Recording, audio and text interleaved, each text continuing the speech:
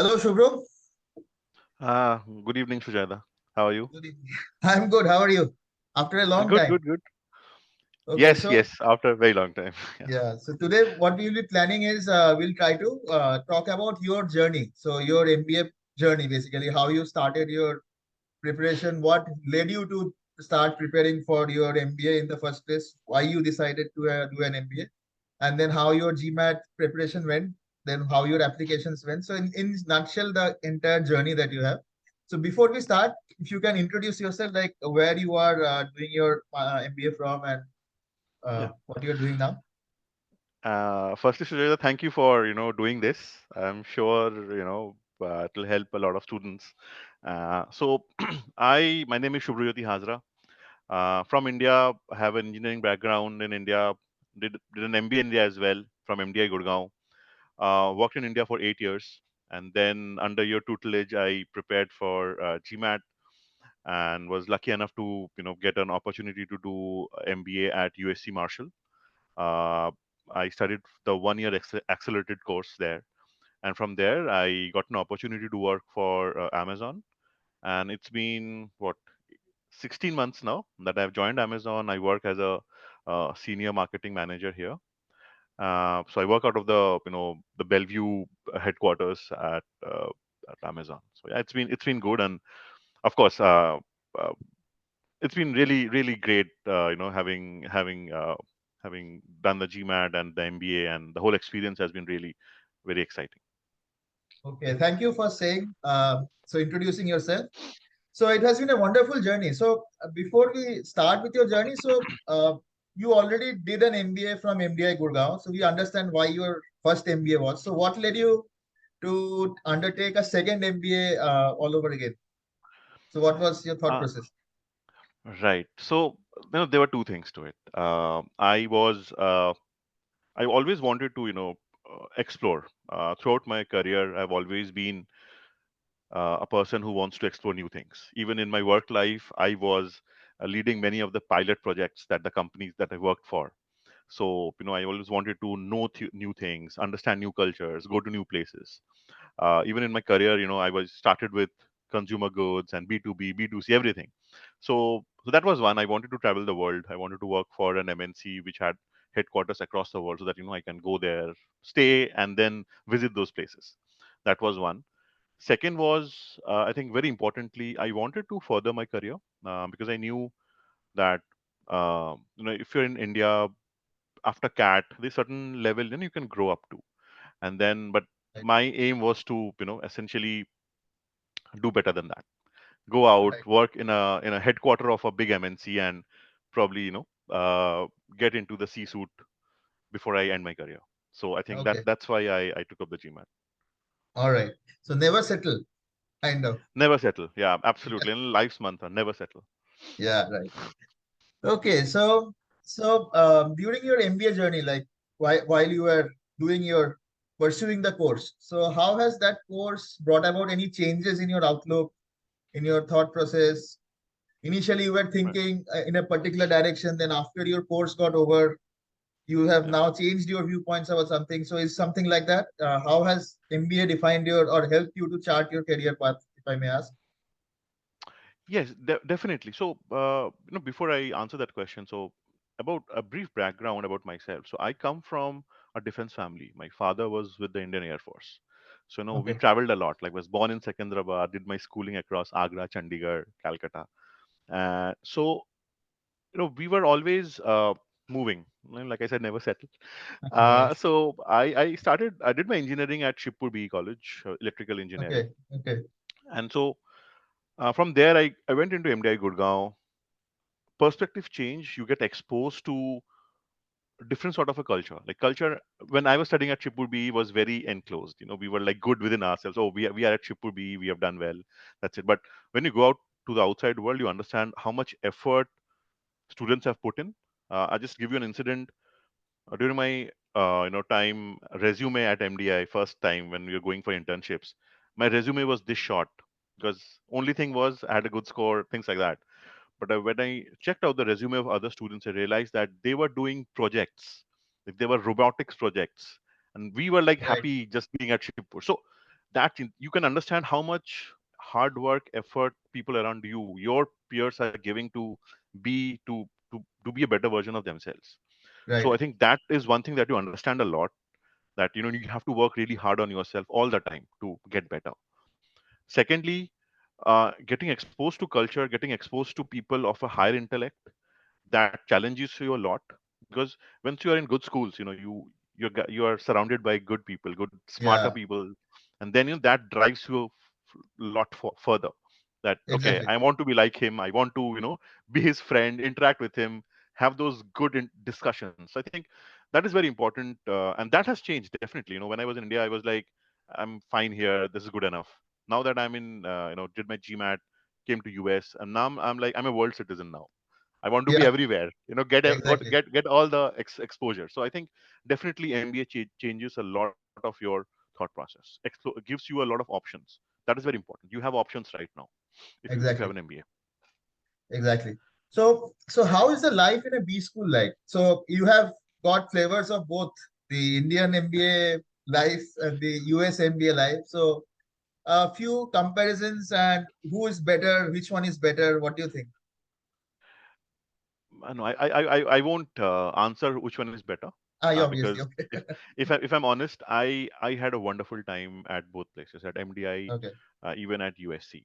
Uh, the first difference is at MDA I had a 2-year course, so Right. it's a lot more relaxed. You are able to, and I'm not I'm not the studious kind. Sujata, you know it, right? I can't study it for too long. If I'm Yeah, yeah, studying yeah. for an hour, probably 15 minutes I'm studying, rest I'm thinking about something else. So Obviously. at MDI, because it was a 2-year course, we had internships, we could play games, a lot of interaction culturally. There were lot many events at MDI, uh, so you could do that. uh, Right. yeah, many things happen at MDI, so let's not go there. Uh, a lot of fun things. So that was MDI. At USC, I had a 1-year accelerated course. So if it was a 2-year course, so what happens is in US you do 56 units for an MBA. That's Okay. the, I think, USCIS regulation. You need to complete 56 units if you want to get a master's. So usually people do it in 2 years. So in 2 years, they have got 8 semesters, and in 8 semesters, you're doing what, 8 or 9 units per semester. I did it in 10 months, 11 months to be exact. So I was doing 14 units per semester. Wow. Okay. So out of the 24 hours I had, 14, 15 hours were just related to studies and recruitment. Because I came to US, okay, MBA was a part of it, but I wanted to get a job. So I Obviously, think yes. at USC, if you are in a 1-year course, it has to be a lot more focused. You're giving, essentially, you're trying to put 2 days into one, Exactly. because 2 year, 1 year. So that was the main difference.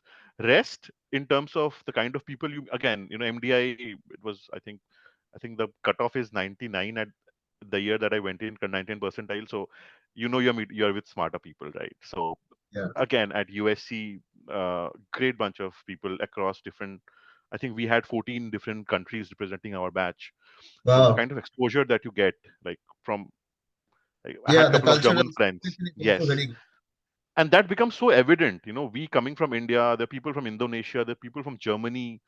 So the difference in their attitude towards work, toward anything, is so different, and it's Yeah. amazing.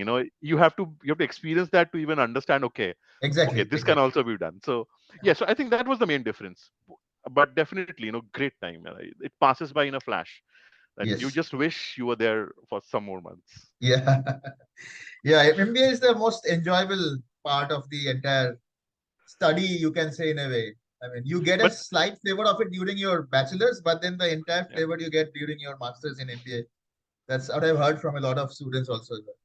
But Sujata, there is one thing I'll be very honest. It's that it's important to get into a good B school.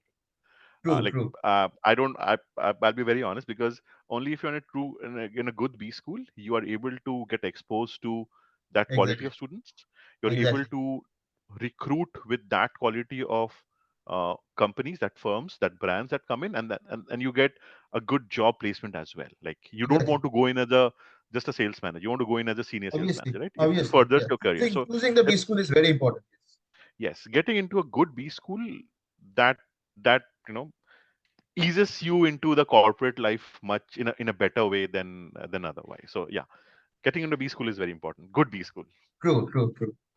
So, just let's talk about your GMAT preparation days. So, GMAT preparation, like, what was your experience like? So, was it very tough, difficult, or was it smooth going? Which areas you found that people often ignore, but they should actually put more focus on? Also, apart from your GMAT preparation, you also have the applications part, which is, I mean, a Yeah. major part of Yeah. the Yeah. process, which Yeah. is not there in the Indian part. I mean, not that much, but in Yeah. the Yeah. US, I mean, abroad MBA programs, you have a lot of focus on the applications and your profile building. So, Right. which of these were more challenging, the profile building and the applications, or the cracking the test? And how do you suggest people should take it up? Like, do you think that they should first write the GMAT, get it done with, and then start building your profile and the other parts of the applications? Or do you think it's a process that goes on from the day one and you do both of them in tandem? So by the time you're done with your GMAT, you also have a part of your applications ready so that you can then follow up on the rest of it. So some thoughts on that? Yeah. Sure. So again, too many questions there. I'll Yeah, try actually, to the answer one entire by thing. one. Yes. Yeah. For me, GMAT. So I took the GMAT nearly eight 8 years after my CAT. So when you start preparation, of course you are rusty. But Yes. I was always pretty good with quants. So I think even when I started with you, I think you saw a spark. You were like, okay, I can see your maths is good, but we need to get it better, right? I think that was the Yeah, first right. Exactly. That interaction I was the had with first you. first reaction. Yeah. Yes, Park Street. I remember I went there. So Yeah. I think it's important. Like all the sections are important, like because you have cutoffs in each section. So you have to focus on all the sections. Of course, you have your strengths and weaknesses. So it's important to strengthen your strengths. If I can use that word, that you have to be Yeah. very good at what you're good, and the weaknesses. It's a call that you have to take how to tackle that. You want to work on it if you have enough time, or do you want to, you know, keep it aside and still, ensure that you're getting through the cutoffs for the sections that you are concentrating on. Right. So I think for GMAT, maths quants was my strength. So I tried to, I worked with you to ensure that I'm I'm targeting at least a Q50 or a Q51. I think I ended up with Q50, something like that. I don't recall Yeah. now. Yeah. Yeah. Yeah. Yeah. Uh, and my weaker sections were the other section. So I worked with I don't remember someone from your institute. So we worked Yeah. on that as well. So yeah, all the sections are very important. That So is how do you that's build left. on them with lots of practice? Do you need lots of questions to practice from, or do you need to understand the focus on the concepts, understand them, and then practice with some good bunch of selected questions only? So what do you suggest? Which one is better? Absolutely. Understand the concepts. That's very important. And then focus on good bunch of questions. Don't go Yeah. for the easier one, because if you're good at something, you're good at it. So focus on ensuring that your concept is strong and you're working Exactly. on the higher quality questions. And of course, it's very important to have a good mentor, someone who is Exactly. guiding you with through that. Yeah. And another thing is that I've followed, for my CAT, even for GMAT prep is it's very important to go back to those questions to revise. Exactly. Once you have given an exam, revise it. No, it's no good if you are giving 10 exams in 10 days but you're not Yeah. revising it. Exactly. It's better to give Exactly. 5 exams in 10 days and taking each day after the exam to revise what was done, True. True. how we could improve your scores, because there are always better methods to approach a particular question. So understanding that is very important. Revising, that's very important, like absolutely a must, and focus on your concepts and the important questions. Yeah, so GMAT So is not yeah. something like which can be done in like 1 month or 2 months. It's a Oh, no, process that no, you have no. to believe in it and you have to keep on working on it. It is a gradual process which will happen. Because I'm saying this because I've seen so many people come to me saying that, see, I have just 1.5 months, I want to somehow complete the course. So what I just tell them is Not like completing the course is not something like I finished the course that you are done. So it is basically you have to finish the course yourself. So I can finish right. it in 1 month also, but then that doesn't help you, right? So you have to Yeah, understand, apply, practice, learn from it. So that takes time. So yeah, my yeah. suggestion here, I was just talking to the like everyone here who's listening to this, that when you are planning to write the GMAT, please come with at least 5, 6 months in hand so that you have time in case you are lacking something, you can improve on that. Otherwise, it's just a 1 month you are trying to mug up stuff. GMAT does not work like that. Oh no, no, absolutely. So I think before I came to you, I had 4 months for my first GMAT. So I cleared the, got a good score in, in my second GMAT attempt. So yeah, it for to get a good, and you have to get a 700 to Exactly. have a chance of getting into a good B school. If you're below 700, difficult, like Difficult, yeah. It is difficult. difficult. So Unless you you have have an to, outstanding profile and all, then it is really difficult. yeah. So Especially you need to, Indians, for yeah, us Indians, yeah, it is very yes, because there's so many Indians applying to these exactly. schools, and like I said, there's too many It's smarter people in the overrepresented world. crowd basically. The Indian Yes, yes. population is like overrepresented, so it's very natural. A- and with it, and with Chinese students also backing out, you can see True. it's, I think Indians, it has got doubled in the last 2 or 3 years. Yeah, yeah, So yeah. we are absolutely, you need to get a 700, otherwise it's difficult. Okay. So I think that's the prep part. Yes. Coming to the application part, uh, so applications, if I can give a score on the importance, so I think the GMAT is probably 30% of everything that they consider. Applications, your profile is the rest, maybe 70%. So 70%. Yes. it's very important that you focus on first you have to research what institutes you want to go in. you know People usually say that you first need to decide which country you want to stay in, and then decide which B school to go to. I it was not that for me. My point was I wanted to be in the top 25 B schools in the world. I think that's what you suggested me go through Yeah. Financial Times and see.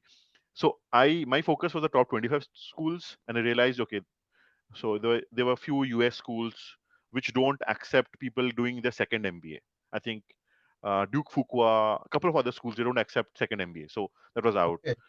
There are a few schools which accept, like you can see for Stanford and all that, you need a very good profile, very high score and a very good profile. I knew I did not have that. So, that was again out. So I was focusing on schools like Kellogg, USC, then there was Cornell, yeah. Right. And also for European schools, I was focusing on INSEAD. Yeah. There was Cambridge, Oxford. I don't remember the MBA college from Oxford. So the few, and IESC at Madrid, and ISAD from Barcelona. Yes. There were a Yeah. few, 6 or 7 schools that I was focusing on. So it's very important that you research what sort of, the recruitment, the companies that come in, the profile of those companies that they offer to these colleges, the type of questions, like they give out their questions that, okay, these are the application forms. Go through the application forms to understand what sort of questions they ask. So then you at least have a mental model. Okay, Right. these are the Right. questions, and these most of these questions are very common. Just one or two changes. So it's very Exactly. important to do that, and extremely important to talk to alums. Absolutely important. If you're not talking to them, you won't get through. So Right. I would suggest that once you start your journey towards GMAT, first you need to have a mentor like Sujata, like I had with Sujata, right? He was there guiding me. So that's important that you start preparing 5 or 6 months before you give a GMAT. It's also important to start talking to the alumni base of that particular college. Talk to 2 or 3 people. Try to talk to not just Indians, not just the natives. Right. Have a couple of natives. For example, if you're trying to get into SAT, if that's your target school, talk to a couple of Spanish guys who were there. Talk to a couple of Indians. Talk to a couple of, say, a German who was there. Some American who was there. So you get all the perspectives, and write their names down and write when they graduated, so that when you are writing that letter, writing that essay for that college, you tell them, I talked to these alums, because they Okay. go through it, they want to understand the interest that you had. So it's very important you show your interest, that see, I took an effort, I talked to so many people, and that is why I like your college, and that is why I'm applying to it. So Okay. That's a very good important. point. Yeah, All right. very important. I think that's even true for recruitment. So if you're recruiting for any company after your GMAT, you need to, in your letters, in your when you're chatting with the HR, you tell them, okay, I talked to this guy who worked for your company, who was in the strategy role, and he told me this is what happens, and that's why it had my interest. So people want to understand if you are really genuinely interested or not. Yes. It's Exactly. very important to, to tell them, to show that effort that you have made, to know about that B school, to know the culture of that B school. So yeah, talk to alums, and definitely, 6 months. So it's very clear. You start your GMAT preparation 6 to 8 months before the date you want to give it. In those 6 months, you try to talk to these people, understand the kind of questions that are there, and Right. you have that mental model of, okay, these are the answers I want to keep. You also understand uh, where people are very high on volunteering. Outside India, people are very high on volunteering. So it may look, I just say it. So try to enroll into something which is helping Get people. it? Yeah. Helping Exactly. dogs, or helping older people. So Yeah. it Yeah. gives you a lot. It makes you a lot more empathetic towards the society, and also helps you build your resume. So that helps. Yeah. So yeah, research is very It looks important. like a means to an end, but I mean, yeah, it is like you have to do it. So I mean, Yeah. it's for something for the greater good as well as for your profile as well. So either way, Yes. Yes. it makes sense. Yeah, definitely, definitely. Yeah. So how is the interviews like there? Like you send in your applications and also there is obviously an interview process also, right? So if you could Right. just say a little bit on that, how the interview goes like. Okay, so once you send out your, like, the scores, they get it from the GMAT Council, Yeah. and then they you send your questions, your essays, and once that is done, they get back to you. I think within a week or so, and Okay. once, yeah, within a week or so, they get back to you. And again, it's very important that you try to submit your answers before the final deadline. Like, I think there are three stages, like first round, second round, third round, and then the rolling round. So ideally, Ideally, first one. first round you should be hitting all your top schools, and of course you need to have a plan B as well. The second tier schools that you're targeting. So that is second round. If you're beyond that, don't try that year. Indian population, don't try third and rolling round. You won't get, like, very very Very no few. chance Okay. actually. Very. So first and the second round is what you should be focusing on. The interviews are pretty standard. Uh, the type of question, the essays that you give, they pick out the keywords, they understand the kind of Okay. person you are, and they ask questions basis that. Okay. Uh, Okay. so yeah, so it's important that, like I said, once you are researching a school, once you're researching their website, you'll understand what they promote. Like at USC, uh, so again, at USC it was very focused on tech, very focused on marketing roles, very Right. focused on having a very vibrant culture. People, and USC, it's in Los Angeles, so you can understand it's near Hollywood. So you need to have that, that color in your profile, that, okay, I am open Okay. to going to parties and open to networking. So you can get it that when you research about a particular B school. So ensure that your answers capture that. Right. And again, very importantly for interviews, follow the STAR model, like situation, task, actions, and results. So it's very Okay. important that and that doesn't come with a 15-day practice. It Obviously. has to be practiced over 6 months. So like I said, Obviously. everything with GMAT related, you have to give 6 months, because it's a process. It's GMAT, a process. forces you to think differently. So it's very important that you have 6 months dedicated towards GMAT and all the preps. All the preps. Okay, it was great talking to you. So before we end, you have any special tips that you want to give to our audience? Anything you want to suggest?